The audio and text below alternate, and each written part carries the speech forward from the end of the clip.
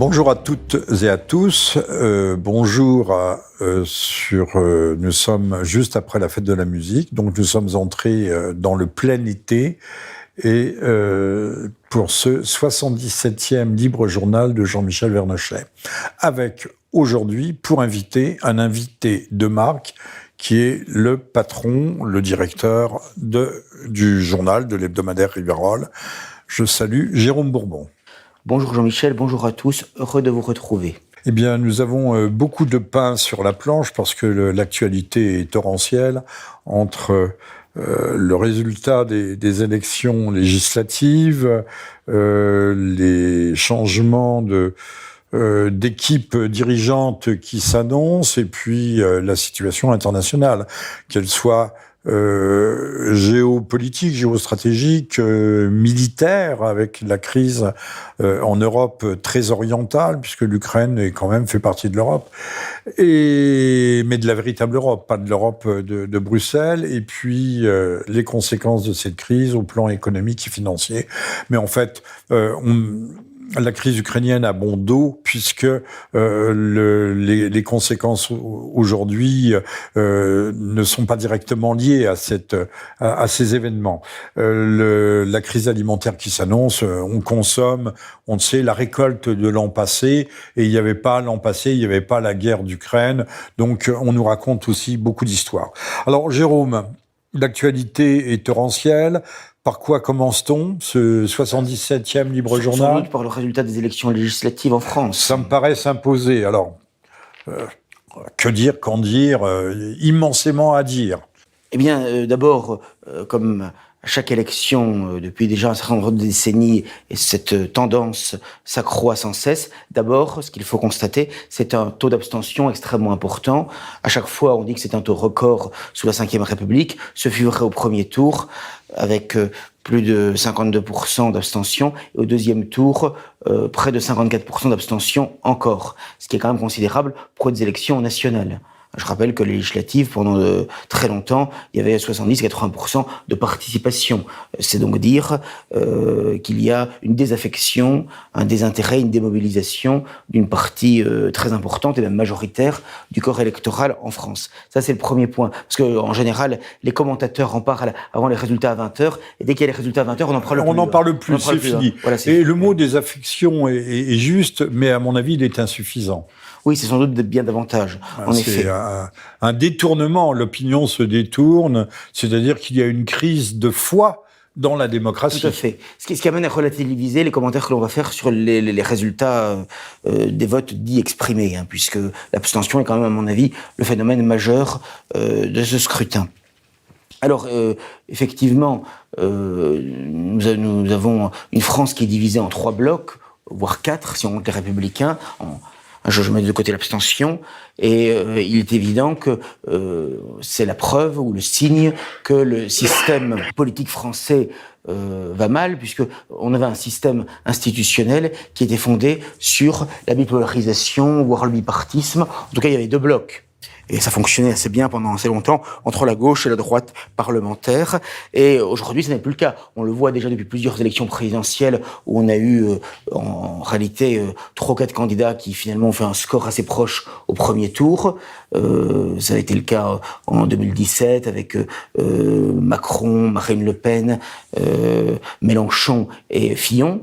Et cette fois-ci, du fait de l'effondrement des Républicains, ça a été non plus pas 4 candidats qui sont arrivés en tête, mais 3 essentiellement, avec donc en l'occurrence Macron, Le Pen et Mélenchon. Donc c'est un système politique qui est fondé sur une bipolarisation, et aujourd'hui il y a 3 blocs.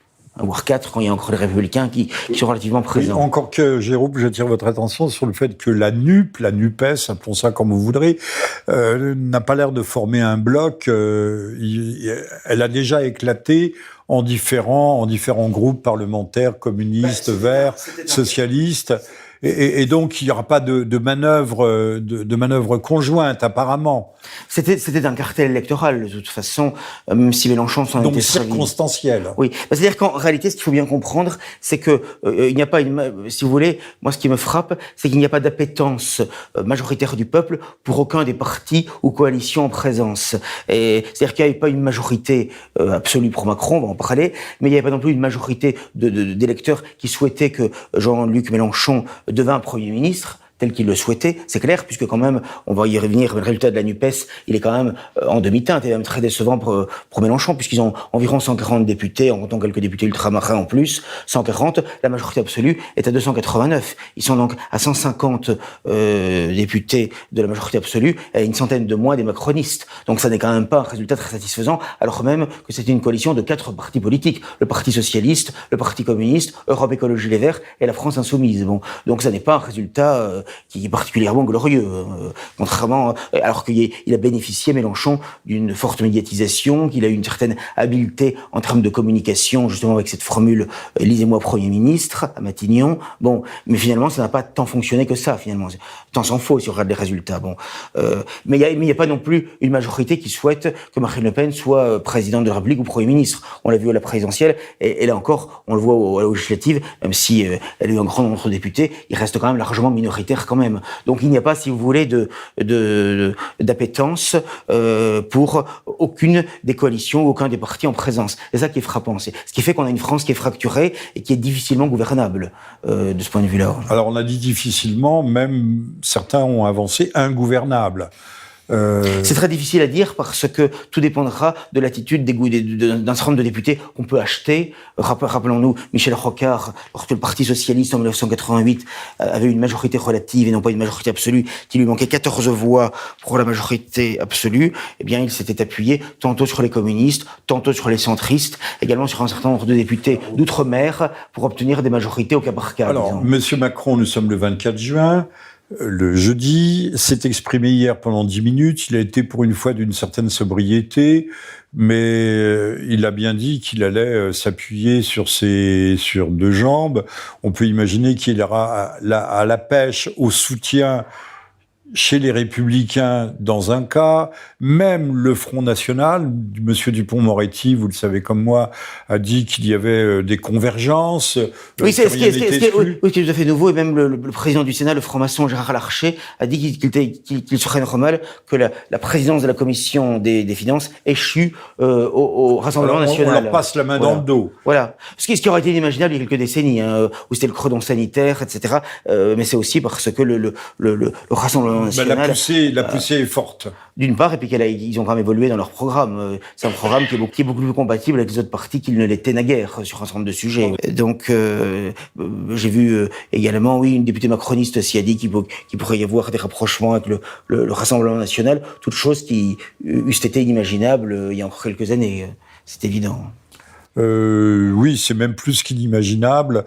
Enfin, Dupond-Moretti était parti en guerre contre le Front National, qui avait déclaré sa haine, notamment lorsqu'il était candidat. Oui, mais ce qui prouve qu'il y a un côté tout à fait politicien et artificiel dans tout cela. Bon, mais cela dit, j'ai vu que le Rassemblement national avait ils ont élu par acclamation Marine Le Pen à la présidence du groupe, ce qui n'est pas une surprise. Mais ce qui est intéressant, c'est que ils ont choisi comme candidat à la présidence de l'Assemblée nationale l'homosexualiste Sébastien Chenu, et également pour comment dirais-je, la fonction de président de la commission des finances, l'ancien membre de Debout la France, le homosexualiste lui aussi, Jean-Philippe Tanguy. Donc c'est quand même toujours la cage aux folles. Je crois qu'aujourd'hui, c'est toujours la cage aux folles. Qui est homosexualiste, mais oui, non, mais ils sont gravement militants LGBT. Ils sont gravement militants LGBT, quoi. Il faut dire qu'il ne l'est pas. Hein, ça sera plus simple. Oui, c'est vrai. Hélas. Madame Le Pen, pardonnez-moi, cette petite pique n'est pas entourée que de chats. Il est vrai. Il est vrai, voilà. Sauf que maintenant, elle a un nouveau député, mais qui va être son porte-parole, je crois. Mais là, on zigzague un petit peu, mais c'est pas très grave. On va baliser le terrain. Elle a pris Madame Caroline Parmentier, qui, elle, n'est pas homosexualiste. Et qui vient tout droit de présent. Oui, c'est exact. Lequel disparaît le 30 juin, d'ailleurs, après 40 ans d'existence. En tant que quotidien. En tant que quotidien, un journal qui a été très largement subventionné par l'État, C'est exact. à hauteur de 300 000, 400 000 euros par an. Comme quoi, il ne suffit pas d'avoir des subventions pour intéresser le lecteur, finalement, parce que de même qu'on ne fait pas la queue devant un cinéma qui ne passe pas de film, ou devant une boulangerie qui ne vend pas de pain, on n'achète pas un journal qui est vide, quoi, ou qui ne délivre que de la tisane, quoi. Voilà. Vous, à Rivarol, vous n'avez pas de subvention? Non, on n'a jamais aucune subvention, aucune aide directe, et on en parlera tout à l'heure. On vient de perdre l'agrément de la commission paritaire. Oui, on en parlera tout à l'heure. Nous en parlerons. Parce que la liberté de parole, de pensée, d'expression, de communication est un sujet bien malmené. Alors revenons à Madame Le Pen. Monsieur Dupond-Moretti lui fait les yeux doux. Monsieur Macron hier s'adressait visiblement aux Républicains, mais sans doute pas seulement. Il s'adresse à tout le monde, à la NUP, comme vous dites, selon les cas de figure.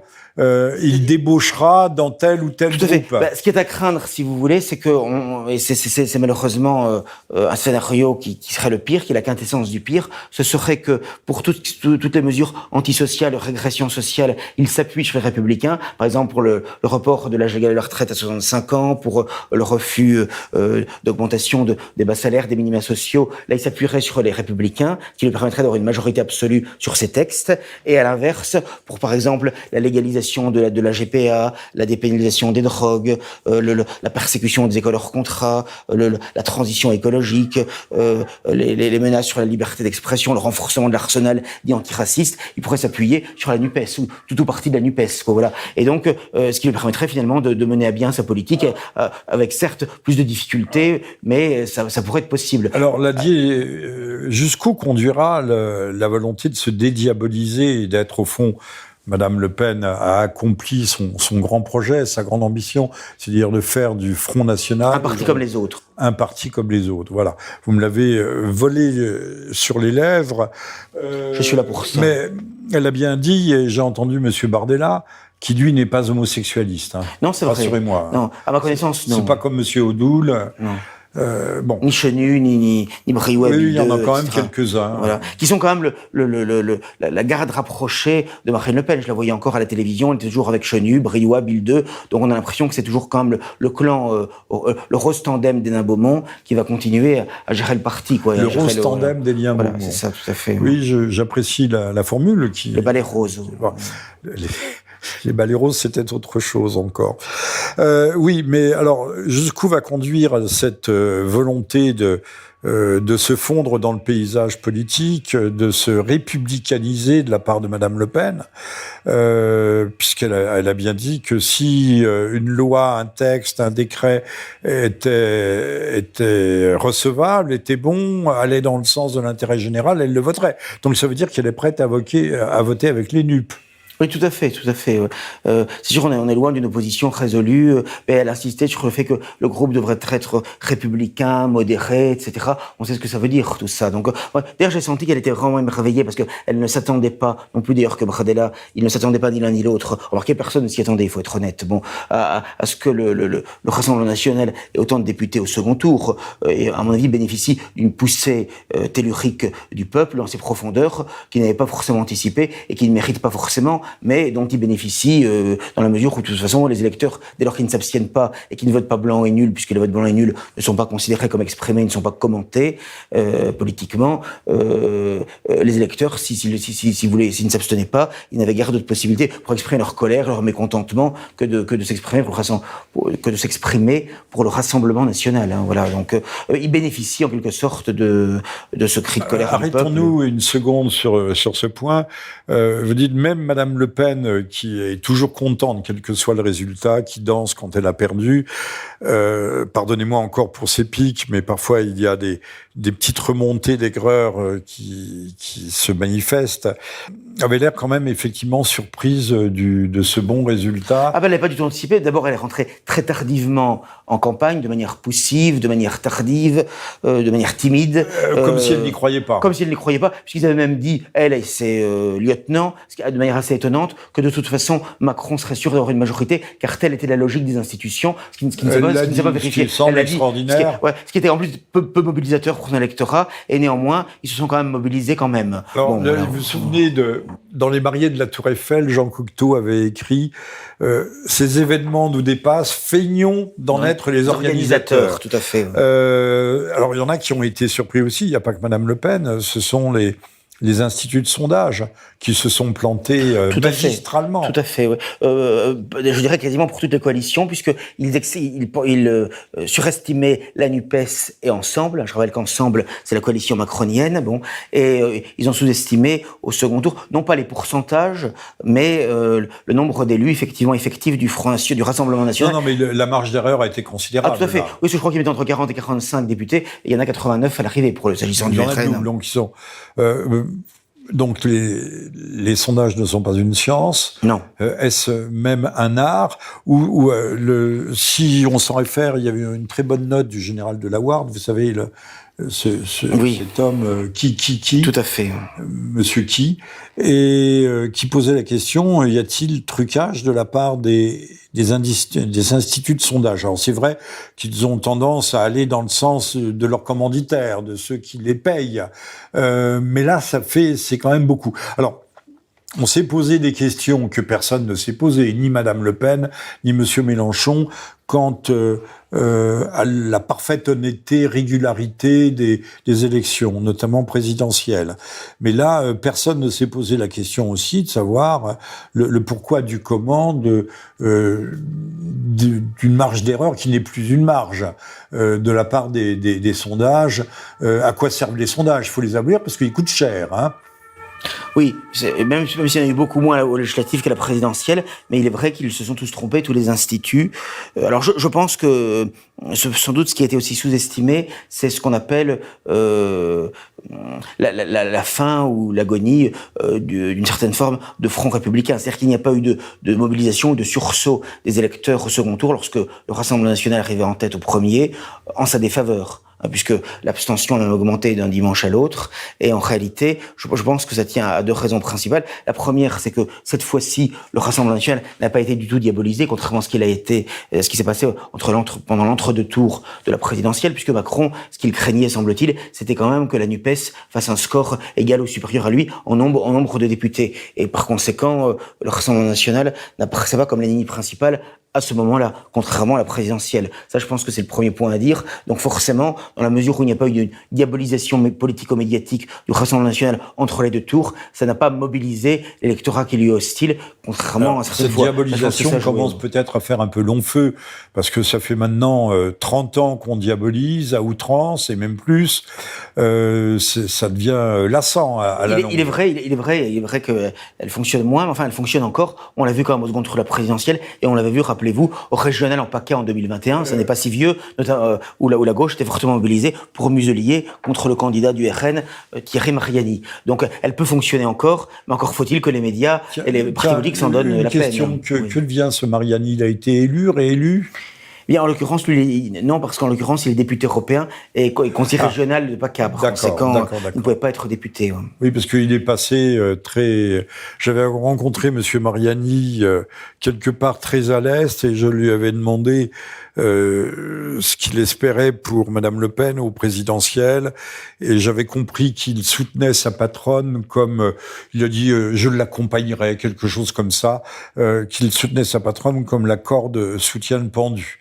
Voilà, un homme de peu de foi, lui aussi. Certainement. Oui. Mais en même temps lucide, parce que c'est vrai que Madame Le Pen n'a pas montré un acharnement prodigieux à l'emporter, à marquer des points sur Monsieur Macron. On l'a vu dans ce catastrophique débat. Oui, parce qu'on prenait du débat, en effet, calamiteux de 2017, où elle avait confondu SFR, Alstom, l'euro, l'écu, la buvette et un débat présidentiel. Mais finalement, en 2022, ça n'a pas été tellement meilleur, finalement, puisque, au fond, on a l'impression que c'était lui, en quelque sorte, le challenger, si on me permet cette expression.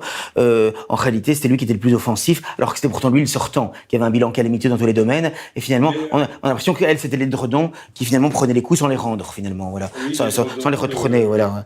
Mais à tel point que certains me se demandaient si finalement son rôle n'était pas celui-là qui lui était assigné finalement parce que ça en était presque suspect. On peut se poser la question. On peut se poser la question légitimement. Parce qu'à ce point-là, quand on voit les photos du débat, M. Macron a un air vaguement fatigué, vaguement pas impatient, mais condescendant, en disant cause toujours ma cocotte. M. Macron est pas absent, mais presque, il domine et surdomine. Alors, ça pose quand même beaucoup de questions. On en revient à aujourd'hui, on parlait de la désaffection des votes à l'égard du vote, du scrutin, de l'abstention, mais sur la crédibilité même du système démocratique et de ce qu'on appelle la République. D'autant qu'elle s'était, je crois, enfermée pendant plusieurs jours pour préparer ce débat avec des conseillers. Et vu le résultat auquel on a assisté, on peut quand même avoir quelques doutes quand même, hein, parce que à ce point-là, c'est quand même assez stupéfiant. Alors, je note que ni Madame Le Pen, ni Monsieur Mélenchon n'ont à aucun moment de la campagne présidentielle abordé les questions qui fâchent, c'est-à-dire les véritables questions. On n'a quasiment pas parlé de l'Ukraine, mais on n'a pas parlé de la vaccination. De la tyrannie sanitaire, en effet. De la crise sanitaire. De la liberté d'expression en danger, voilà. Ça touche peut-être moins les Français, encore que, mais la crise sanitaire est liée, puisqu'on a muselé la population et qu'il est question aujourd'hui de la remuseler. On voit tous les jours des messages qui ne sont pas subliminaux sur les télévisions qui nous amènent, nous conduisent droit vers le retour du port du masque obligatoire. On a l'impression qu'on nous y prépare, en effet. Et même, de manière stupéfiante, le ministre de la Santé, Madame Brigitte Bourguignon, qui de surcroît, ce qui est encore plus choquant, a été battue, certes de 56 voix, mais a été battue par la candidate du Rassemblement national dans la 6e circonscription, je crois, du Pas-de-Calais. Eh bien, en l'occurrence, elle a redit récemment, ces jours-ci, elle est encore en fonction, ce qui est incroyable, hein. Elle n'a pas encore démissionné, bien qu'elle ait été battue, et elle en profite pour passer des messages en disant justement qu'il faut sortir protégé, être masqué, se faire vacciner, etc., faire les rappels, ce qui est hallucinant. En plus, c'est d'autant plus choquant en plus qu'elle a été battue par le suffrage universel. Donc, il y a là un cynisme qu'il faut quand même mettre en exergue. Oui, il faut dénoncer. Je chercherai un autre mot, mais je ne le trouve pas. Encore une fois, un mépris de ce que peut être l'opinion, ses attentes, les attentes de la base. Il paraît que la démocratie, c'est le gouvernement du peuple par le peuple, mais on le voit assez peu. Enfin, on ne va pas entrer dans les grandes généralités. Quand même une nouvelle importante, mais qui se passera inaperçue. Hier, l'Autriche a aboli définitivement la vaccination. Ce qui veut dire qu'il n'y a pas un front homogène de ce point de vue-là. Même si Madame von der Leyen, qui se comporte, on le sait, comme une sorte de papesse Jeanne sur la Commission européenne, c'est vrai, elle prend des décisions, elle achète des armements. Elle commande des vaccins. Elle commande des vaccins par milliard, alors qu'il n'y a qu'un peu plus de 400 millions d'habitants dans l'Union européenne. Elle en a commandé, je crois, pour 2 milliards. Il faut savoir 2 milliards de doses. Oui, il faut savoir que l'Union européenne, c'est vraiment le lieu par excellence de la corruption et de la concussion généralisée. Moi, je me souviens, quand j'avais visité il y a quelques années, j'en avais stupéfait, quand j'avais visité le Parlement européen, il y a carrément une salle officielle dédiée à ce qu'ils appellent lobbying, aux différents lobbies qui sont là justement pour essayer de se vendre. Et il est évident que les commissaires européens, on peut supposer, sans exagérer, sans faire de jugement téméraire, qu'il y a sûrement des commissions, des rétrocommissions, des avantages divers face à ces lobbies. Au moins, même si c'est pas systématique, à la marge, il y en a. Oui, ça, voilà. Et donc, c'est quand même extrêmement choquant. Et donc, c'est comme ça que ça fonctionne. C'est quelque chose sur le modèle américain. Oui, voilà, tout à fait, complètement. L'EPAC, qui est un groupe de pression bien connu, finance l'élection ou la réélection de la plupart des sénateurs. Donc, même si le sénateur peut dire « j'ai les mains libres », l'argent n'est pas maître, il tient quand même compte... Et il finance à la fois les démocrates et les républicains, ce qui fait qu'ils sont sûrs de gagner dans tous les cas. Le lobby, c'est pro-israélien, hein, voilà. En France, pro-israélien, oui. L'EPAC, c'est ça, oui. C'est pro-israélien. Oui, c'est pro-israélien. Ce sont des choses à ne pas dire. Vous allez vous faire interdire, Monsieur Bourbon. Mais oui, mais l'essentiel, il doit être dit. Toutes les vérités ne sont pas bonnes à dire. À quoi sert-on, sinon ? Oui, à quoi sert-on ? On se le demande un peu. Donc, l'Autriche vient de renoncer définitivement, je dis bien absolument et définitivement, à la vaccination. Le mur craque un petit peu. Alors, quelle que soit leurs intentions, on nous dira pas que les 2 milliards de doses achetées par Madame von der Leyen et dont nous achetons notre quote-part, sur lequel nous avons notre quote-part, ça sera de l'argent dépensé en pure perte. Mais Monsieur Bourla, qui aime beaucoup Madame von der Leyen, puisqu'on les voit s'embrasser comme du bon pain, un peu comme Monsieur Macron embrasse Monsieur Zelensky. Il lui fait un gros poutou, si j'ai le cas de le dire, dans le cou. Enfin, c'est curieuse. C'est le show-bibiz, au fond, ce monde politique. Donc, oui, de plus en plus. Et l'Union européenne a quand même prolongé la vaccination jusqu'à 2023. C'était voté. Alors oui, ça, il faut le noter par ailleurs. Non, c'est pas la vaccination, c'est le pass vaccinal. Le pass vaccinal, pardon. Qui devait venir à son terme maintenant. Et qui est prolongé d'un an. Qui est prolongé d'un an. Et là aussi, à part peut-être des Philippos qu'on n'entend pas beaucoup parce que ils n'ont pas les grands haut-parleurs. Mais il n'a eu d'ailleurs qu'une signature sur 500 requises pour se présenter à la présidentielle, ce qui fait qu'il a jeté l'éponge. C'est quand même impressionnant. Moi-même, je n'aurais pas imaginé qu'il en eût si peu quand même. Voilà. Ce qui prouve que quand on n'a plus la bonne étiquette entre guillemets, finalement, on n'existe plus. Ce qui prouve aussi que ce qu'on appelle les élus locaux, les maires, les grands électeurs sont des gens qui sont totalement tenus. Et couards. Oui. Couards, tenus. C'est-à-dire que là aussi, je reviens à des hommes de peu de foi. Oui, je m'arrête sur ces grandes généralités et sur ma très grande surprise, je suis littéralement estomaqué que quand, encore une fois, ni Mélenchon ni Madame Le Pen ne soient posés des questions sur la parfaite loyauté des élections présidentielles. Parce qu'on sait qu'il y avait quand même des questions qui se posaient sur notamment les électeurs de l'étranger, les votes électroniques. Personne ne dit rien. Ils auraient pu déposer au moins pour la forme un recours, montrer qu'ils s'interrogeaient. Non, ils sont d'une docilité. Et Monsieur Mélenchon appelant littéralement à voter Monsieur Macron pour le deuxième tour. Mais d'ailleurs, quand il demande d'être Premier ministre de Macron, c'est quand même un choix quelque part de connivence aussi, puisque le Président de la République, même en cohabitation, dispose dans la Constitution de la Ve République de beaucoup de pouvoirs. Il est évident que ça impliquait, qu'on le veuille ou non, quand même une forme de collaboration, qu'on le veuille ou non. Donc tout cela, c'est quand même de l'opposition contrôlée, d'évidence. N'oublions pas donc que Mélenchon était, pendant une vingtaine d'années, sénateur socialiste. Alors, oui, pendant 30 ans. C'est un grand bourgeois. Mais un grand bourgeois trotskiste. Ce qu'on oublie de dire, aucun journaliste ne rappelle si Monsieur Gauthier, sur Boulevard Voltaire, a rappelé, mais je pense que c'est parce qu'il écoute mes émissions et parce qu'il doit me lire aussi, que Monsieur Mélenchon a appartenu, donc trotskiste un jour, trotskiste toujours, à l'organisation lambertiste, communiste internationaliste, qui étaient les durs parmi les durs. À laquelle a appartenu Jospin également. Oui, tiens, on y viendra tout à l'heure à Monsieur Jospin avec le Covid mental qui affecte notre éducation nationale. Donc, ces gens, Madame Le Pen comme Monsieur Mélenchon, il faut dire une vérité. Alors, on se réjouit que Monsieur Castaner, que Monsieur Ferrand, le troisième personnage de l'État. Ça, ce sont de bonnes nouvelles. Ce sont de bonnes nouvelles. Ouais. Mais enfin, bon, ça, il n'y a pas de quoi non plus pavoiser. Si on regarde bien les choses de près, Madame Le Pen, que va-t-elle faire de ses 89 députés? Que va-t-elle en faire? Pas grand-chose. Renverser la table, taper,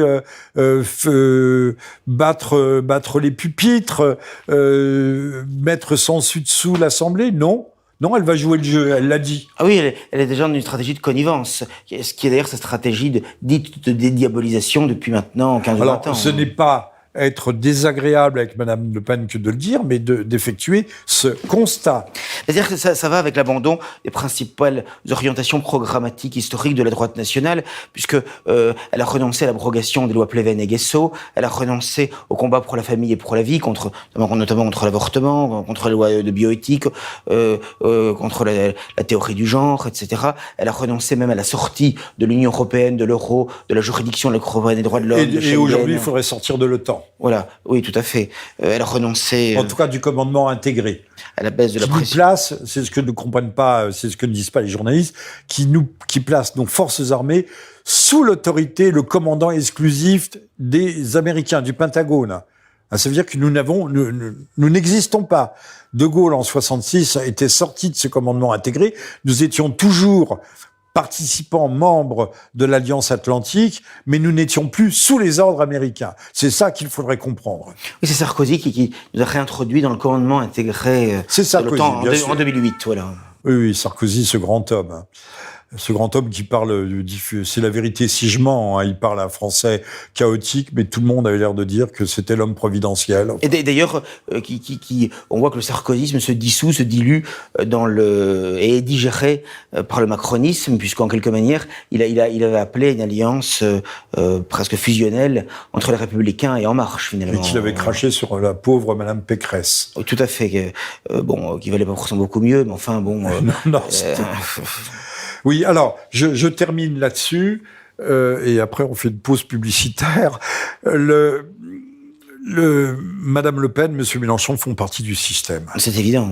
Ils sont le système. Ce que beaucoup de gens ne voient pas, mais c'est une évidence aveuglante pour qui veut se donner la peine de réfléchir et d'analyser les faits objectivement, de manière dépassionnée, froide.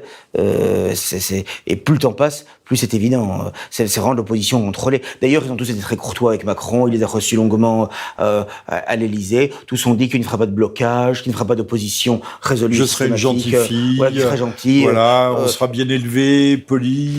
On fera là où on nous dira de faire. Que finalement il participerait effectivement aux réformes si elles vont dans le bon sens. Or, comment peut-on penser qu'avec Macron, les réformes puissent aller dans le bon sens, puisque c'est un déconstructeur et un destructeur de la France, de ses institutions, de ses traditions, de la morale, de la famille, de la nation, des grands intermédiaires. Par conséquent... Je rappellerai que j'ai écrit un livre publié par les éditions Contre-Culture qui est paru en 2017, donc au moment de la première élection de M. Macron, et qui s'appelait L'imposture. Et le sous-titre, c'était la déconstruction méthodique ou systématique de l'État souverain, de la nation, de l'État souverain. Non, puis ce qu'il faut penser, c'est que c'est surtout une affaire de gros sous, parce que par exemple, le Rassemblement national va disposer de 10 millions d'euros par an d'aide publique et directe, de subventions, grâce d'une part au score qu'il a fait au premier tour, puisqu'on gagne 1,64 € par voix par an pendant 5 ans, puis 37 000 € par an par député élu. Donc faites le calcul, 37 000 € fois 89, puisqu'ils ont 89 députés, plus donc les 4 300 000 voix qu'ils ont fait au premier tour. En tout, ça fait plus de 10 millions d'euros par an. Ils pourront rembourser leur dette normalement, qui est de 23 millions d'euros actuellement. Ils pourront peut-être se racheter un siège. Et ils pourront faire la fiesta, hein, parce que ça fait 50 millions d'euros pendant 5 ans. 10 millions par an fois 5, 50 millions en tout. Donc avec ça peut aller. Donc je pense que la boutique pourra bien fonctionner encore pendant les 5 années à venir. C'est comme disait l'autre, c'est un bon filon. Hein. Voilà. Un bon ça, filon. on ne dira jamais assez combien le financement public des partis politiques est quelque chose de particulièrement pervers, très habile pour le système et pervers, parce que ça démobilise les gens. Moi, j'ai vu de l'intérieur le Front National évoluer, se fonctionnariser, se bureaucratiser et perdre la ferveur militante spontanée et belle qu'il avait naguère dans les années 80, notamment précisément du fait du financement public, c'est évident. Et des épurations constantes, des épurations idéologiques. Ça aussi, idéologique, tout à fait. Il ne fallait pas être trop radical, trop ceci, trop cela. Tout à fait, ça c'est dramatique, c'est sûr. Il fallait être très politiquement correct. Et on a vu aussi Madame Le Pen pendant des années faire du pied, que ce soit à New York ou ailleurs, pour se faire inviter, rencontrer ceux qu'elle croit être les véritables maîtres de l'heure. Mais il faut reconnaître qu'ils ont la baraka, le clan Le Pen, puisque finalement, même quand on les croit morts, ils ressuscitent toujours politiquement. Mais parce qu'ils ont un rôle essentiel. Au fond, Madame Le Pen s'est fâchée avec papa, mais elle s'est comportée de façon, au moins vue de l'extérieur, de façon tout à fait odieuse. Oui, mais le père la soutient quand même à fond, quand même. Voilà, et surtout, elle a poursuivi, elle a prolongé, elle s'était mise dans les pas de son père en étant dans l'opposition. C'est l'éternel Poulidor. Hein. Mais très confortable, finalement. C'est très confortable. Surtout, ça ne mange pas de pain. c'est pas difficile. Si Madame Le Pen avait été, par exemple, Premier ministre aujourd'hui, le bateau aurait tangué, pas à cause d'elle, pas à cause de sa politique, parce que de toute façon, le bateau va tanguer. Oui, ça c'est sûr. Hein, les zones de turbulence s'annoncent. Donc, Madame Le Pen, femme du système, c'est bien dommage. Et comme vous dites, au fond, elle a fait ce qu'a fait son père, puisque son père, à chaque fois qu'il aurait pu avoir l'occasion de grimper d'un échelon, d'un cran, retombait à coups de mauvaises plaisanteries. Oui, bien ceci près que le Front National de l'époque était quand même, sur le plan de son programme, d'orientation, un peu plus ferme quand même. Il y avait Stirbois. Qu'il est aujourd'hui. Par exemple, il y a quand même eu assez longtemps leur programme, l'abrogation de la loi Guesso, de la loi Veil, des choses comme qui sont des dispositions qui sont quand même fondamentales, qui ont été totalement abandonnées. Il faut rappeler que la loi Guesso, c'est une loi qui date de 1972. Loi Guesso 90, loi Pleven 72. Oui, voilà, je me suis trompé. Je pensais à la loi Pleven 72. Voilà, la loi Guesso 90. Qui commence à resserrer les taux, et après nous allons être imités par toute l'Europe, même par la Suisse aujourd'hui. Et l'Angleterre, peut-être le Royaume-Uni bientôt, alors que c'était un des derniers bastions de liberté. Et c'est la même chose avec la loi dite d'homophobie en 2004, votée par une majorité de droite, avec les voix de la gauche aussi bien sûr, mais en l'occurrence, ce qui fait qu'on ne peut plus rien dire finalement face à la tyrannie du lobby LGBT qui s'en prend vraiment à nos enfants, avec les changements de sexe qu'ils appellent la dysphorie de genre, etc. C'est absolument effrayant. Et il y en a de plus en plus. Moi je le vois autour de moi, en collège, en lycée, c'est l'horreur. Bon, eh bien, finalement, les gens sont rendus impuissants par ces lois d'homophobie, de transphobie. Les derniers grands témoins ayant disparu petit à petit, on ne témoigne plus des horreurs et des infamies des heures les plus sombres de la Seconde Guerre mondiale, mais on voit des transsexuels venir expliquer ce qu'est les sexualités traversières, si je puis dire, dans les écoles. C'est la même volonté de destruction de notre pays, de notre peuple, de notre race, de notre civilisation. C'est évident, qui continue par des moyens différents, mais des méthodes semblables. Voilà, effectivement, c'est toujours. Des méthodes semblables. C'est curieux d'ailleurs, mais là je ne m'interrogerai pas plus avant sur la chose, que tout soit dans le même sac. Ce que certains horriblement ont qualifié de pornographie mémorielle et la pornographie tout court. Ça va ensemble, de toute façon. Oui, c'est curieux. Moi, et les mêmes sites, les mêmes organisations. J'appartiendrais à une famille qui aurait particulièrement souffert, encore une fois, des grandes convulsions du siècle dernier. Je n'apprécierais pas du tout d'être associé à ceux qui ont des travers sexuels ou des déviances. On appelle ça des déviances. Et pourtant, il suffit de se rendre sur le site de la LICRA ou d'autres sites analogues pour se rendre compte que leur combat, c'est à la fois le lobby LGBT à fond et effectivement... indigéniste et autres. Voilà, et puis donc tout ce qui concerne effectivement ce qu'ils appellent la mémoire. Quoi. Alors, je rappelle que vous êtes à l'écoute du 77e Libre Journal de Jean-Michel Vernochet. Nous sommes le vendredi 24 juin, que nous recevons aujourd'hui Jérôme Bourbon, qui est un personnage peu recommandable, même tout à fait sulfureux, puisque son journal vient de se voir interdit à la fois les services de PayPal, un peu comme pour la Russie avec le système SWIFT, le système de paiement, donc plus de PayPal, et puis surtout, vous avez plus les facilités qui vous donnait accès aux messageries, à la diffusion. Alors je vais vous expliquer tout ça en 2 minutes, je vais être rapide, mais pour que les gens comprennent bien, c'est-à-dire que d'abord Rivarol n'a jamais bénéficié d'aide publique de subvention. De la moindre subvention. Jamais. Publique, on l'a jamais Vous êtes bien le seul. Et on l'a même jamais sollicité pour garder notre indépendance totale. C'est pourquoi parfois quand je lis ici ou là des dépêches de presse qui disaient Rivarol perd ses aides publiques, c'est faux. Il n'y a jamais d'aide publique. Simplement on bénéficiait, comme la quasi-totalité des journaux, des revues, des magazines, de l'agrément de la commission paritaire, des publications et agences de presse, la CPPAP. J'explique rapidement de quoi il s'agit. C'est-à-dire qu'en fait, ce qu'on appelle le régime économique de la presse, qui fait que lorsque un quotidien, un hebdomadaire ou un mensuel traite de l'actualité, alors là en l'occurrence nous c'était l'information politique et générale, et il suffit de lire Rivarol pour se rendre compte depuis sa création en 1951 jusqu'à nos jours qu'on traite de la politique intérieure et extérieure, d'histoire. Vous êtes un journal d'opinion l'histoire de littérature, et un peu vous tous ne les sujets. craignez pas non plus la polémique. Des faits divers. C'est une tradition chez nous d'être polémiste. Tout à fait. Et donc, jusqu'à présent, la commission paritaire,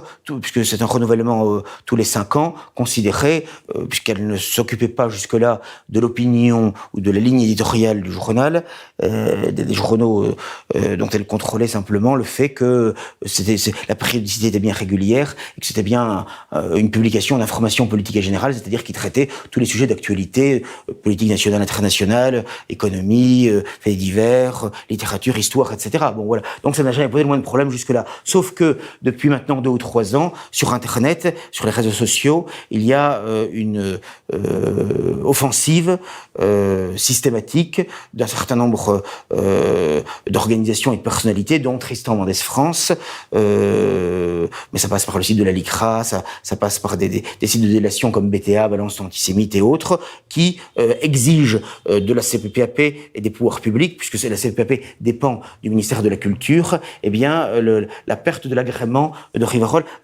pour qu'on perde en quelque sorte le régime économique de la presse, c'est-à-dire qu'en réalité... En un mot, on est en train de vous asphyxier. Voilà, juste une ligne pour de vous vous assécher, de vous asphyxier. Voilà, c'est juste expliquer, c'est-à-dire en principe, on a un taux de TVA à 2,1 qui va passer à 20%, donc x10, ce qui est énorme. Ce qui est énorme. Ce qui est énorme, voilà. Et les tarifs postaux pour les abonnés vont être multipliés par 4. C'est-à-dire que ce sera le tarif normal et non pas le tarif réduit pour la presse. C'est donc, totalement dissuasif. Or, Rivarol vit beaucoup avec ses... À vente égale, on a calculé que ça vaudrait plus de 200 000 euros par an. 100 000 euros pour la TVA et 140 000 à 150 000 pour les tarifs postaux. Tirons-en une conclusion qui ne sera pas provisoire sur cette liberté de pensée, d'expression, de communication qui fond comme neige au soleil dans nos pays. Les gens n'ont pas encore compris, on va peut-être revenir sur la question sanitaire, que nous vivons réellement, et pas pour rire, c'est pas un jeu de mots, en état de dictature. Absolument, c'est une véritable tyrannie, et je dirais même que d'année en année, cela s'aggrave de plus en plus. Moi, par exemple, il y a des sites sans qu'ils soient condamnés, mais là j'ai quand même porté plainte pour menace de mort, où on me met carrément allongé dans un cercueil, quoi. Et pour être sûr même que je meurs plus vite, on met la main sur le visage, sur la bouche et sur le nez. Bon, sans doute. Bon, on vous a pas empalé, c'est déjà non, ça. Pour l'instant, alors certes, ce n'est que virtuel et ce n'est qu'un visuel. Donc c'est du virtuel pour l'instant, mais quand même, ça prouve quand même qu'il y a un degré de haine et de fanatisme de certains groupes qu'on n'a pas le droit de citer. Parce que ça aussi, c'est le sommet de la tyrannie, c'est qu'on n'a même pas le droit de les citer. Bon, et si on les cite, on risque d'être poursuivi et condamné. Bon, voilà. Alors que ce sont eux qui nous agressent. Bon, bref. Vous savez, voilà. je crois que c'est dans Des Flateaux, Cicéron, donc dans une de ses célèbres plaidoiries, regardait les magistrats et se tournait vers la salle. Il disait, ces gens dont on n'a pas le droit de dire le nom. Voilà, c'est ça. Ce sont les innommables, en quelque sorte. Les innommables, voilà. Oui. Bien. Et donc oui, il y a une tyrannie qui s'accroît de plus en plus. Mais honni soit qui mal y pense. Tous les innommables ne sont pas innommables. Et tous les innommables ne sont pas irrécupérables. Et tous les innommables ne sont pas inhonorable. C'est qu'on n'aille pas nous dire vous faites des généralités épouvantables. Non.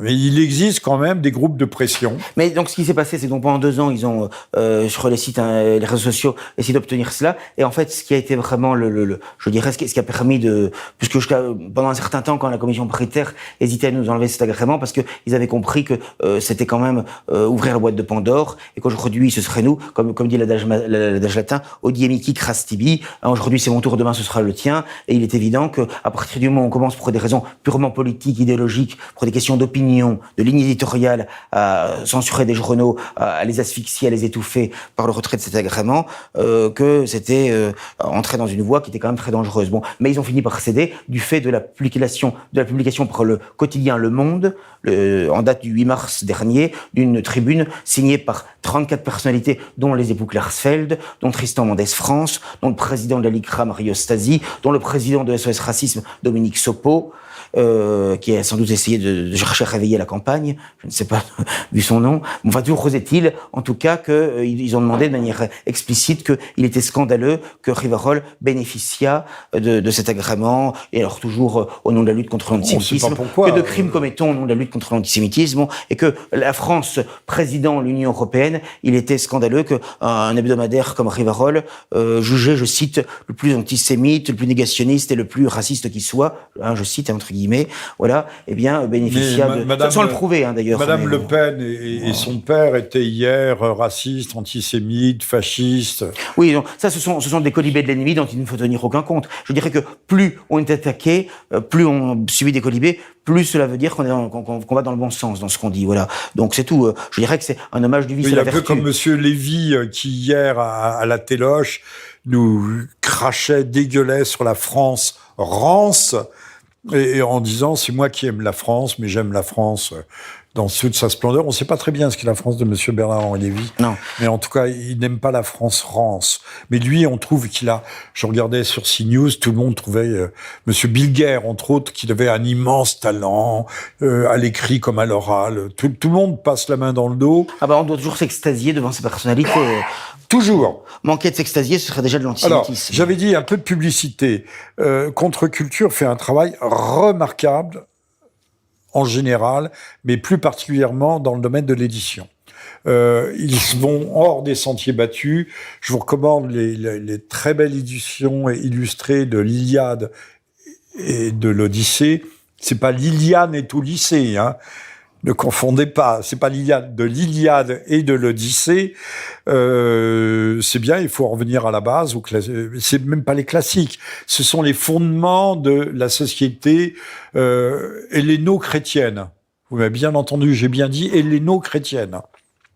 Il n'y aurait pas d'église catholique s'il n'y avait pas eu saint Thomas d'Aquin, et il n'y aurait pas eu saint Thomas d'Aquin s'il n'y avait pas eu Aristote. Or, Aristote, c'est le sommet de la pensée païenne.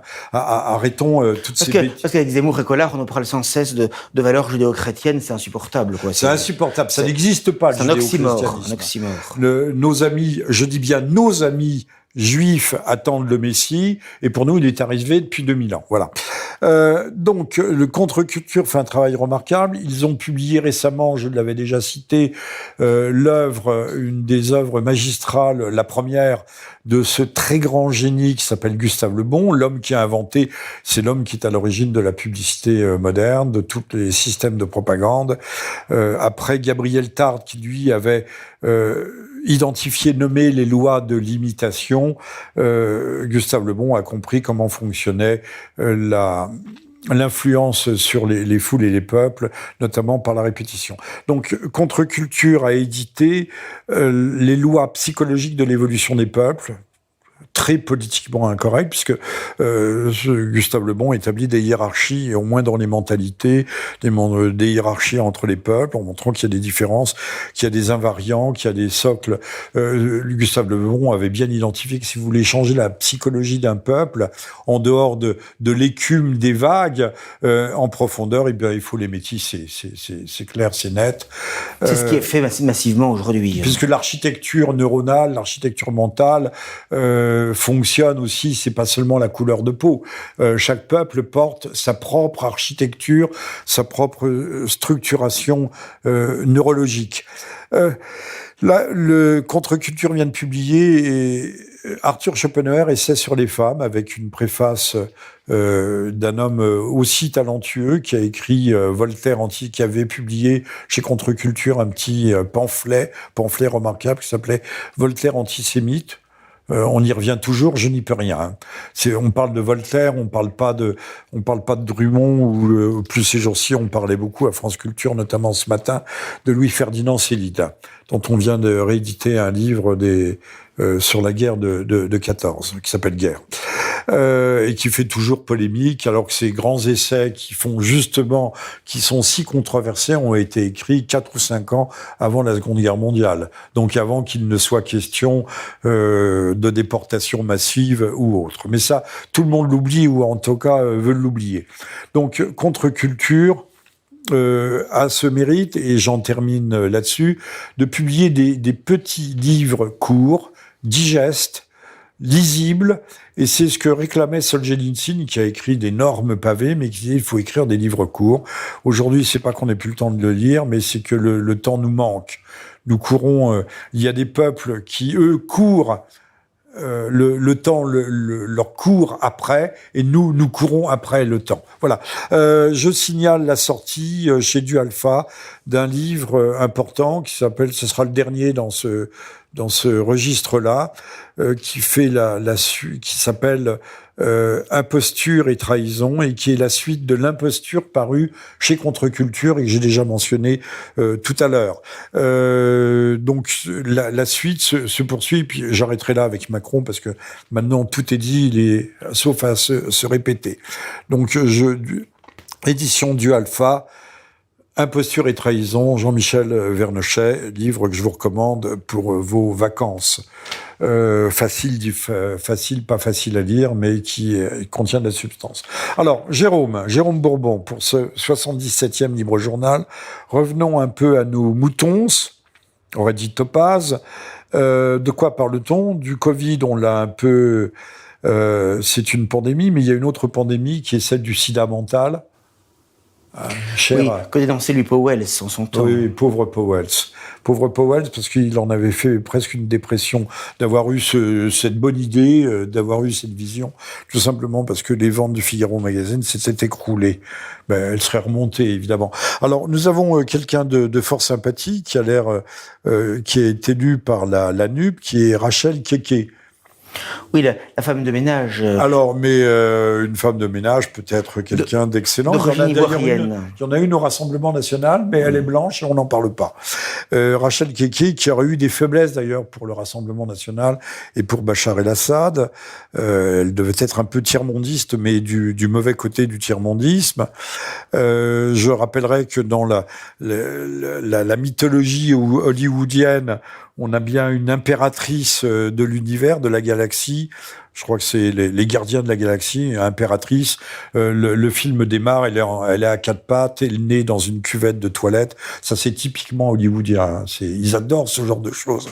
En train de nettoyer des chiottes. Et à la fin, elle est toujours impératrice de la galaxie, mais incognito, anonymisée, et elle recommence à nettoyer ses cuvettes de chiottes.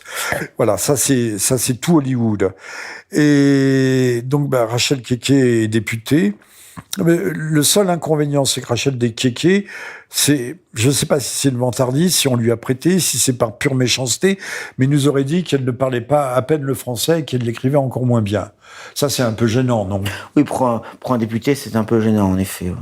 Ouais.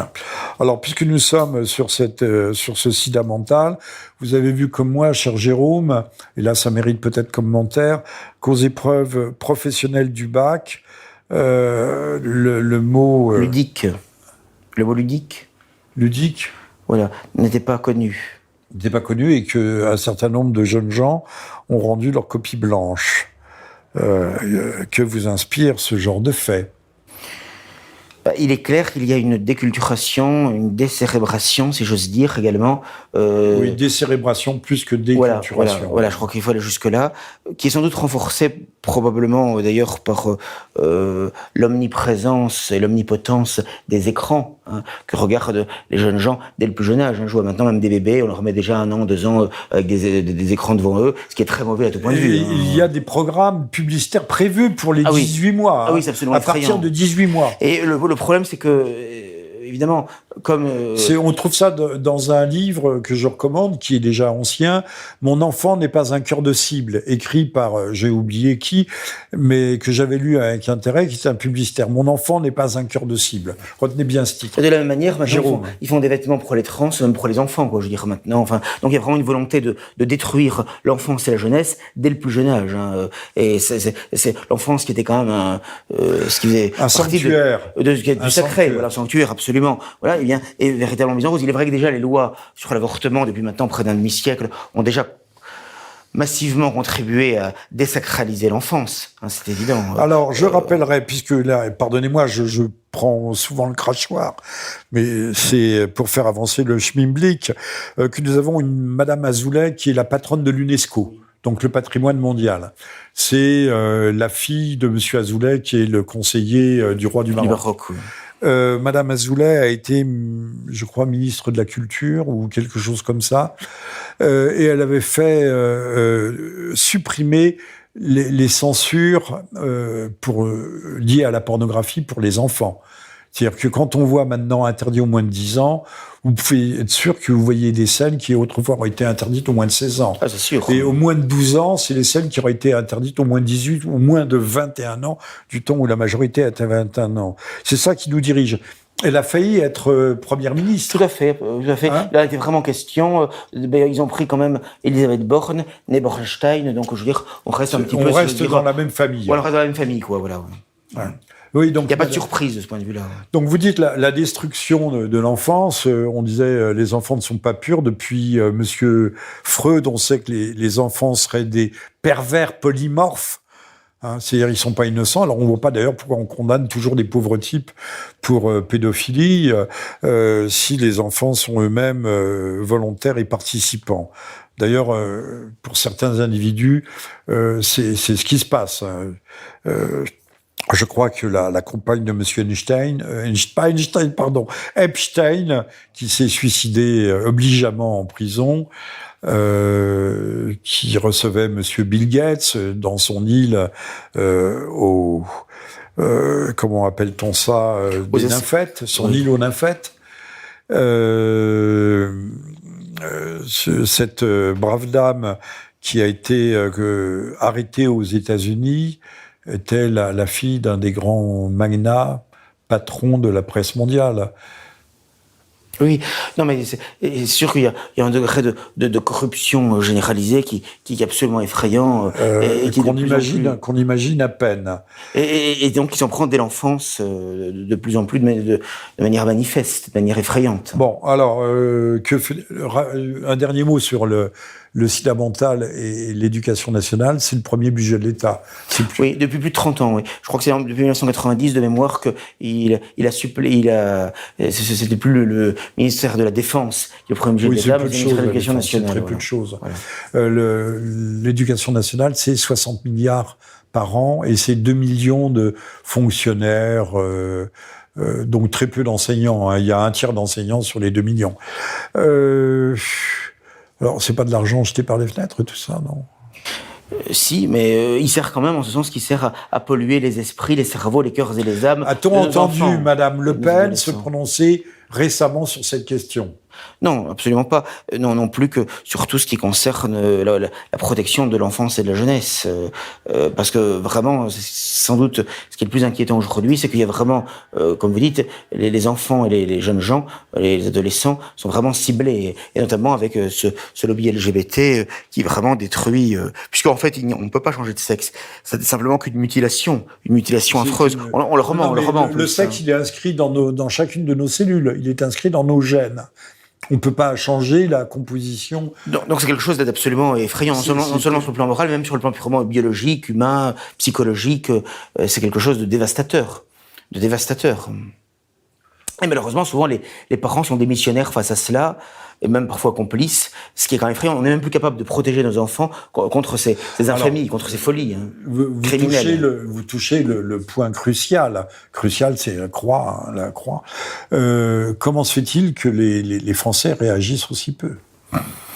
Parce que je pense qu'ils sont drogués, anesthésiés par la télévision, par les grands médias. Ils sont intoxiqués à mort. Et il y a des capacités de résistance qui sont véritablement atteintes. C'est pourquoi l'expression de sida mental était particulièrement bienvenue. Un syndrome d'immunodéficience acquise. Et c'est exactement ça, finalement. C'est que, d'ailleurs, tout ce qui est fait dans notre société, c'est vraiment pour diminuer, éliminer nos capacités de défense immunitaire contre l'immigration massive, contre la submersion migratoire et contre toutes les formes de subversion. Parce qu'il faut bien comprendre qu'on subit à la fois des agressions externes, la submersion notamment, mais aussi une dissolution interne qui évolue et qui sont presque encore pires, si j'ose dire, qui s'ajoutent aux agressions externes et qui est effectivement la destruction de la famille, de la morale, du bon sens. Du bon sens. Voilà. Du bon sens. Et si on détruit le bon sens, on peut détruire la famille et la morale. Mais aujourd'hui, vous savez bien que pendant 40 ans de notre vie, vous étiez plus jeune, il fallait détruire l'ordre moral. C'est ça. Il fallait refuser l'ordre moral. Oui. Mais sauf qu'on nous a imposé un ordre moral bien plus contraignant, bien plus terrible, bien plus censeur. si je puis dire, que l'ancien ordre moral. Il n'y avait plus d'inquisition depuis longtemps, non? C'est-à-dire qu'en réalité, ce sont les mêmes processus qui sont à l'œuvre. On a créé des lois pour empêcher les Français, les patriotes, les nationaux, les nationalistes de s'opposer efficacement à la submersion de leur pays, au grand remplacement. Et de la même manière, on édicte des lois, des réglementations pour empêcher qu'on s'oppose à la toute-puissance du lobby LGBT. Mais en fait, le lobby LGBT n'est qu'un instrument de la gouvernance mondiale pour détruire les peuples, les nations, et à commencer par les nations européennes, hein, c'est évident. Blanche. Voilà, pour dire le nom. Alors, nous sommes le vendredi 24 juin. On va s'acheminer gentiment, sagement vers la fin de l'émission. On va quand même aborder la question de la crise qui vient, qu'elle soit, que ce soit l'Ukraine ou que ce soit les conséquences des embargos inconsidérés voulus par Monsieur Le Maire, qui comme un abruti qu'il est, parce qu'il n'y a pas d'autre terme. Il le porte sur lui d'ailleurs. C'est un abruti supérieur qui a fait du grec et du latin, je crois. Un abruti supérieur, mais ça existe. Il y a des imbéciles sphéroïdes qui sont tout aussi imbéciles, des imbéciles qui sortent de Polytechnique ou de l'ENAS, je pense qu'il y en a beaucoup. Donc, nous sommes le vendredi 24 juin, nous recevons Jérôme Bourbon, patron de Rivarol, qui est un journal actuellement mis à mal. Si vous voulez aider un peu la liberté d'expression, je vais pas dire Rivarol, mais la liberté d'expression, de penser, la liberté de parole dans ce putain de pays. Et je crois qu'il faut le dire, il faut parler la langue de notre époque si on veut être entendu et compris. Prenez des abonnements à Rivarol. Je ne vois pas d'autre solution. Vous pouvez aller sur rivarol.com, hein, vous avez tous les types mais d'abonnements. en exigeant de Jérôme quand même que le niveau soit soutenu et que ce soit pas simplement un hebdomadaire de mauvaise humeur. Il faut toujours tendre, effectivement, si ce n'est à la perfection, en tout cas à l'excellence. Il faut essayer d'y tendre. Il faut essayer d'y tendre. En permanence, bien sûr. Voilà, et c'est un gros effort, c'est un gros travail, et ça dans la dynamique descendante, si je puis dire, d'étranglement de cette presse, parce que ce n'est pas maintenant que nous avons Madame Caroline Parmentier, qui était rédactrice en chef de Présent, qui est députée du Rassemblement national. Et conseillère régionale d'Île-de-France également. Elle cumule, et attachée de presse de Marine Le Pen. Donc, elle cumule les fonctions. Au fond, elle a quitté Présent au moment où le journal battait de l'aile, déjà, entré en agonie. Il meurt le 30 juin. Eh bien, elle a eu, si j'ose dire, le nez creux. Elle a sauté dans la chaloupe au bon moment. Voilà, exactement, tout à fait. Ouais. Oui, donc s'abonner à Rivarol autant que possible. Parce que finalement, c'est le dernier titre historique de la droite nationale et nationaliste, du courant national, qui demeure finalement. Puisque Minute a disparu en 2020, l'Action française en 2018, Présent quotidien le 30 juin 2022. Donc finalement, il ne reste plus que Rivarol comme presse écrite, j'entends. Après, il y a des sites internet qu'il faut bien sûr défendre, développer, etc. Mais comme presse écrite, et ça n'est quand même pas rien. L'écrit, l'imprimé, c'est important. De manière continue. Ça reste. Voilà, ça reste, absolument, ça reste. Scripta manent, les écrits restent. Voilà. Parce que Internet, c'est quand même extrêmement fugace. C'est comme un feu de bois le soir dans la nuit, on voit des étincelles qui jaillissent ici. Et puis c'est beaucoup plus facile d'être censuré de supprimer un site. Moi, à un moment donné, en quelques jours, des pirates informatiques ont interrompu notre site, etc. Bon, on s'est revenu depuis. Mais ce que je veux dire, c'est qu'on est beaucoup plus fragile sur Internet. C'est bien d'y être aussi, mais à mon avis, l'écrit et l'imprimé, à mon sens, reste encore plus important. C'est évident, parce qu'il est quand même plus difficile à censurer, parce qu'il faut passer près des procès, près de la justice, c'est quand même plus long, plus incertain. Voilà. Donc moi, je suis vraiment pour défendre l'écrit. Donc je dis rivarol.com, vous pouvez vous abonner, ou alors vous pourrez nous écrire à Rivarol ou Édition des Tuileries, 19 avenue d'Italie, 75 013 Paris. Je répète, 19 avenue d'Italie, 75 013 Paris. Non, mais ça, vous le trouverez. Voilà, sur le site internet, rivarol.com. On aimerait, ça ce n'est qu'un vœu, qui ne sera pas forcément un vœu pieux, que Rivarol s'emparera de grandes causes, comme par exemple la divulgation, la diffusion, la vulgarisation des statistiques rassemblées par l'Agence européenne du médicament, qui parle aujourd'hui d'1 million de cas secondaires graves qui auraient été répertoriés. Alors, ce qui est considérable. On ne dit pas que c'est directement lié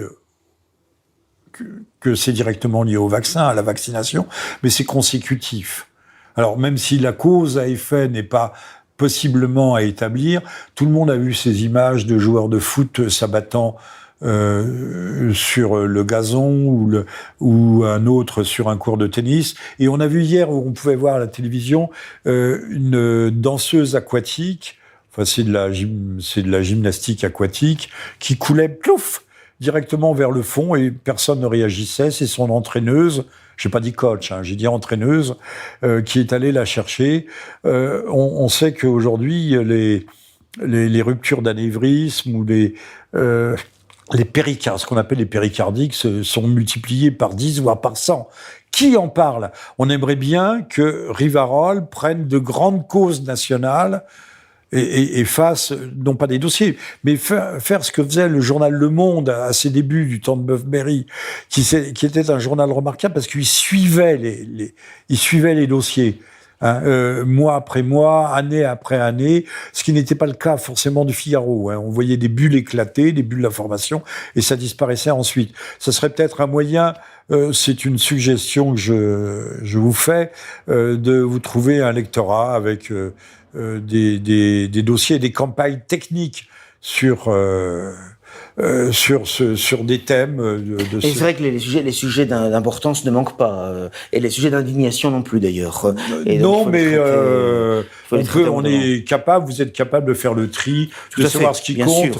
Quand on parle de plus de 40 000 morts en Europe, dans l'Union européenne, des suites de la vaccination, même si la causalité n'est pas établie stricto sensu, ça commence à interpeller, non? Et on remarquera qu'il y a une chape de plomb qui a une censure totale là-dessus, finalement, puisque on n'en parle pas du tout, comme sur tant de sujets, de plus en plus de sujets. Alors, Rivarol a installé des bombardes sur ses murailles et a bombardé de l'autre côté du fossé. On va essayer de s'y employer, effectivement. C'est pas une mauvaise idée. En effet, oui. Trouver une originalité, que ça ne soit pas simplement l'opposition d'humeur, que ça ne soit pas seulement de ressasser tous les ressentiments qui sont tous légitimes, mais ça ne fait pas avancer les choses pour autant.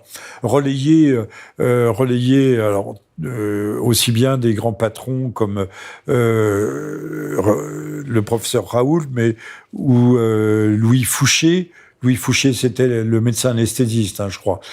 Par exemple, relayer ces gens-là, leur donner la parole. Oui, tout à fait. Chaque semaine.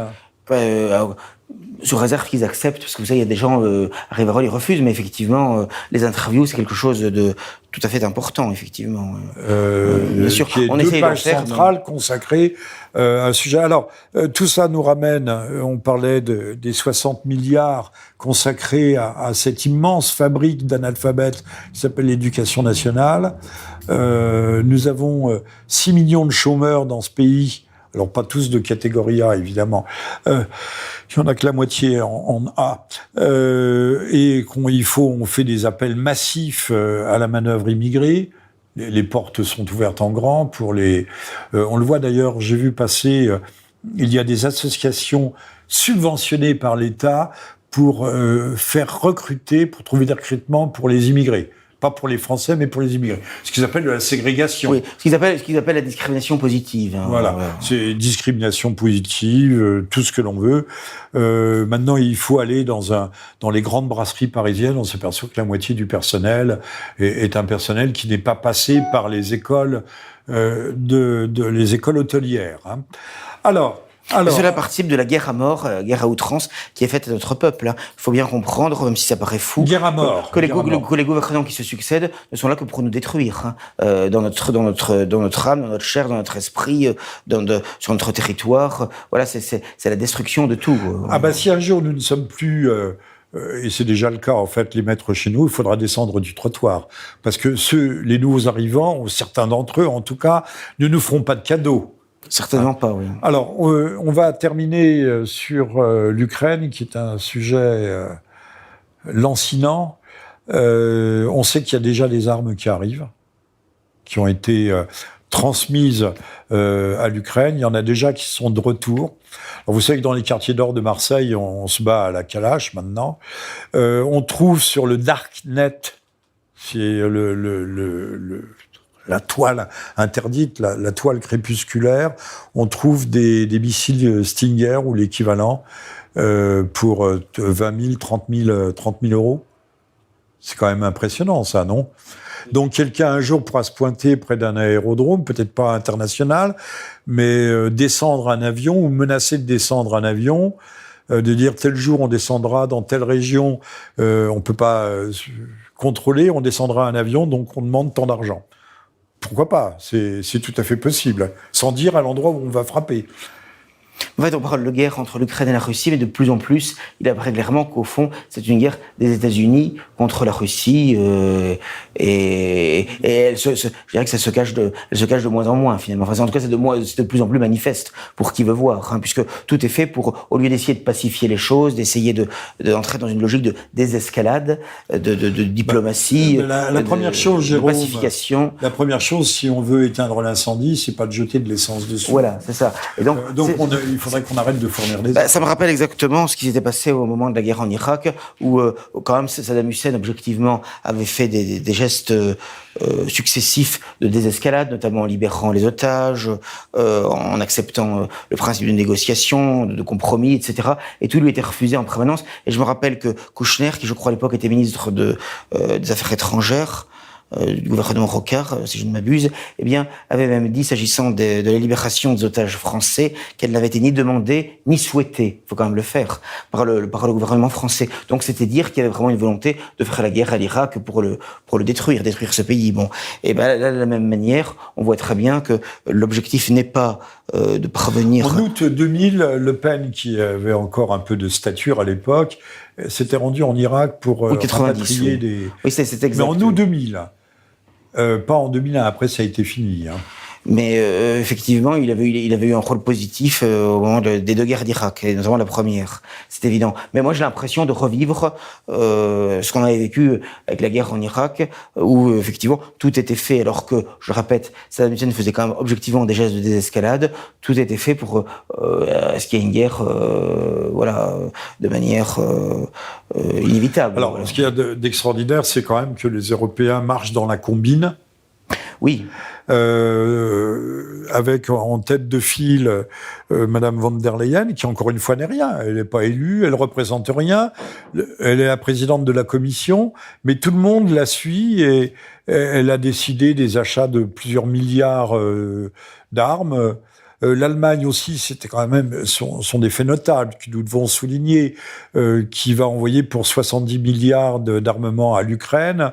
Donc le fini de la neutralité ou du côté caractère pacifique de l'Allemagne. C'est quelque chose de nouveau qu'il faut effectivement souligner. Nouveau. Qu'il faut souligner, oui, tout à fait. Non, on a l'impression que on veut nous orienter vers une guerre majeure, hein, c'est évident. Et l'affaire de Kaliningrad, ex-Königsberg, la Lituanie qui ferme le couloir d'approvisionnement, mais c'est un fait gravissime. Même si Kaliningrad c'est un grand port de guerre, peut être ravitaillé par la mer. On a vraiment l'impression que tout est fait pour faire monter les enchères. Oui, les tensions, effectivement, c'est effectivement inquiétant, surtout que les guerres mondiales commencent souvent l'été ou la fin de l'été, finalement. Donc, j'espère que ce ne sera pas le cas cette année. Fin août. Voilà, souvent fin août, début septembre. Donc, j'espère que ce ne sera pas le cas cette année. Alors, Monsieur Macron qui fait du en même temps, qui nous dit qu'on ne doit pas entrer dans une logique ou une configuration de co-belligérance. Mais il fait le contraire, dans les faits. Il fait exactement le contraire. Voilà, tout à fait. On a, je crois, 77 canons César, qui sont parmi les meilleures pièces d'artillerie de la planète. Je crois il y a les Auviseurs américains, il y a les Bofors suédois. Je ne suis pas spécialiste, on me pardonnera. Les Allemands aussi sont très bien équipés de ce côté-là, mais c'est pas à la portée de tout le monde. Ces canons qui tirent des obus flèches à quelques 50 km. L'obus ordinaire, c'est 30 km. Et qui sont d'ailleurs qui sont des outils extraordinaires. Parce que quand on tire à 30 km, les obus ne sont pas encore arrivés, que le camion, le porteur, le système porteur a déjà déménagé pour ne pas être l'objet de tirs de contre-batterie. Ce sont des trucs tout à fait...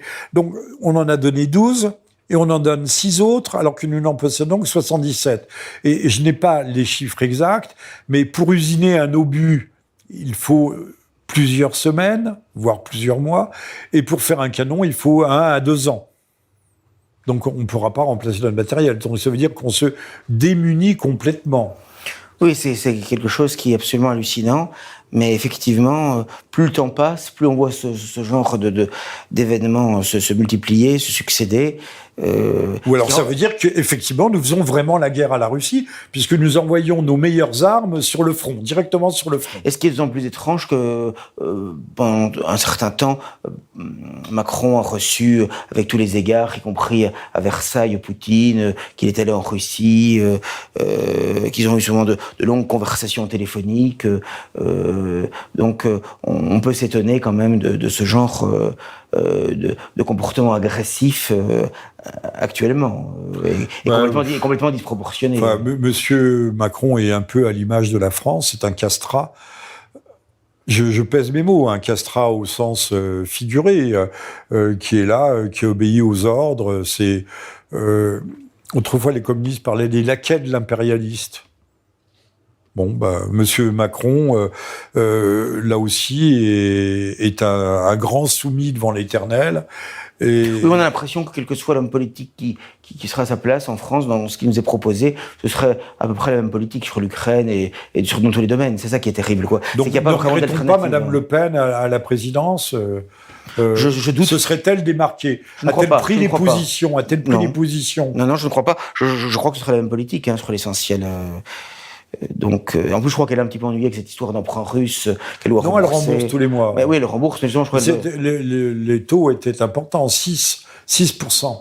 Mais là, avec ce qu'ils vont toucher de subventions publiques, ils pourront peut-être hâter le remboursement pour essayer de se dégager justement de cela. Quand je pense qu'on le lui a reproché, alors que toutes les banques françaises lui avaient fermé leurs guichets. Oui, mais elle n'a pas été capable de répondre, finalement, à Macron. C'est lui qui a marqué un point dans l'affaire, objectivement, alors qu'il me semble qu'elle avait quand même des éléments de réponse et de répartie. Lors du débat, elle pouvait cogner fort sur le Covid, sur le confinement, sur aussi bien, il fallait être courageux, sur le port des masques. Aujourd'hui, même à l'OMS, on dit que le port des masques ne sert à rien. On le dit, mais on nous parle de remettre les masques. Bon. Mais elle va obtenir le prix Nobel de la paix médiatique. Je donne une petite information et puis vous aurez la conclusion. Donc, nos armées se transfèrent vers l'Ukraine actuellement. 18 canons livrés à l'Ukraine sur 77, ça laisse perplexe. Alors qu'on devrait être neutre dans cette affaire et éventuellement jouer un rôle de désescalade, de diplomatie, mais on est je veux. D'autant que, quand même, la bonne nouvelle, c'est que ces pauvres Ukrainiens, je dis bien ces pauvres Ukrainiens c'est Dixit, Monsieur Zelensky, qui connaissent plus de 100 morts par jour, sont en train de refluer sur tous les fronts. Leurs officiers ont déserté, les unités se rendent, elles sont matraquées, et tout cela tient aussi parce qu'il y a quand même des contingents importants de mercenaires. Je vais vous donner des chiffres. Alors, ce sont des chiffres russes, mais qui dévoilent l'intérêt des Russes, ça serait de grossir les chiffres, et ils ne les grossissent pas, et ça correspond à ce que l'on peut savoir par ailleurs. Le nombre et origine des mercenaires européens tués en Ukraine, parce qu'il y en a qui viennent de Kirghizie, qui viennent d'Ouzbékistan, de tout ce que l'on veut. L'armée russe a affirmé le 17 juin qu'un peu moins de 7000 mercenaires étrangers issus de 64 pays étaient arrivés en Ukraine depuis le début du conflit, que près de 2000 d'entre eux avaient été tués. Le ministère russe précise que la Pologne est le plus gros contingent parmi les pays européens en termes de combattants, suivi par la Roumanie et la Grande-Bretagne. Vous avez vu qu'il y avait eu deux ressortissants anglais, je dis bien des ressortissants, parce qu'on ne sait pas si c'est des Anglais de souche, qui avaient été condamnés à mort avec un Tunisien. Ils ne seront pas exécutés, on peut se rassurer, ils seront échangés. Et voilà, 59 mercenaires français auraient été tués, sur les 183 identifiés. On n'a pas de quoi être véritablement fier de tout ça. Alors, dernière nouvelle en date, là vous pouvez peut-être réagir, Jérôme, on est prêt à octroyer à l'Ukraine le statut de candidat à l'UE. À l'unanimité des 27, finalement. Et à la Moldavie. Mais qu'est-ce que ça veut dire? Qu'est-ce que ça veut dire? Vous savez qu'il y a par exemple des critères d'admission sur la corruption. Or, l'Ukraine est 34e rang ou 35e rang mondial. Oui, en général, cela prend des années, en général, entre le... Oui, donc c'est une galéjade. Oui, mais c'est quand même une volonté de s'engager encore plus, malgré tout. C'est malgré tout une galéjade. Voilà. Tout ça, c'est une rigolade. On dit aux gens, oui, on vous reconnaît comme candidat, mais ça n'aboutira pas avant minimum 10 ans ou 15 ans. Oui, ce sont surtout des effets d'annonce, mais qui ont quand même l'inconvénient de nous immiscer encore un peu plus dans ce conflit, semble-t-il, dévastateur. Alors, nous garderons, je vous donne le mot de la fin, Jérôme, on gardera quand même en tête cette belle image de Monsieur Macron en train de faire un big bisou à Monsieur, vous voyez, je parle anglais moi aussi, à Monsieur Zelensky. Lequel d'ailleurs, assez curieusement, ne s'habille pas du tout comme un chef d'État. On le voit jamais en costume cravate. Il a une tenue absolument scandaleuse pour un chef de l'État qui n'est pas digne des fonctions. On avait vu Monsieur Macron l'imiter.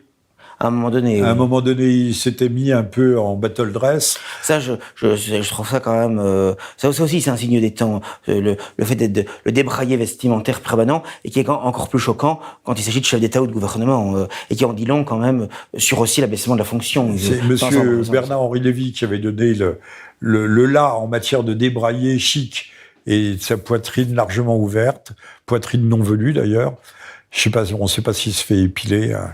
Non, mais l'abandon général de la cravate n'a rien de positif. Rappelons que M. Bernard-Henri Lévy, qui parle de la France-France, était quand même très lié à M. Zemmour.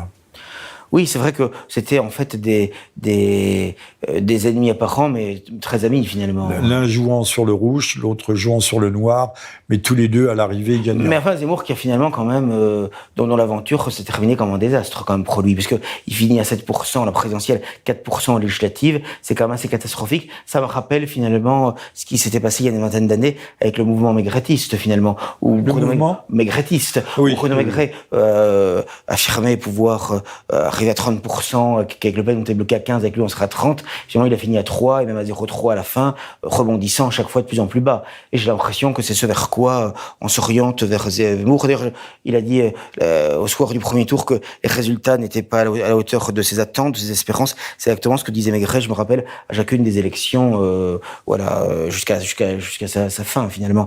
Mais là c'est un petit peu pareil, il a quand même échoué dans les grandes largeurs, probablement aussi parce que c'est un petit peu la grenouille qui s'est voulu aussi grosse que le bœuf. Et puis, je pense qu'il n'avait pas non plus le gabarit, en quelque sorte. L'étoffe, oui. L'étoffe, voilà. Et nous avons pris du populo, quoi, qui ne le sentait pas, finalement. Bon, je pense qu'il y a ça.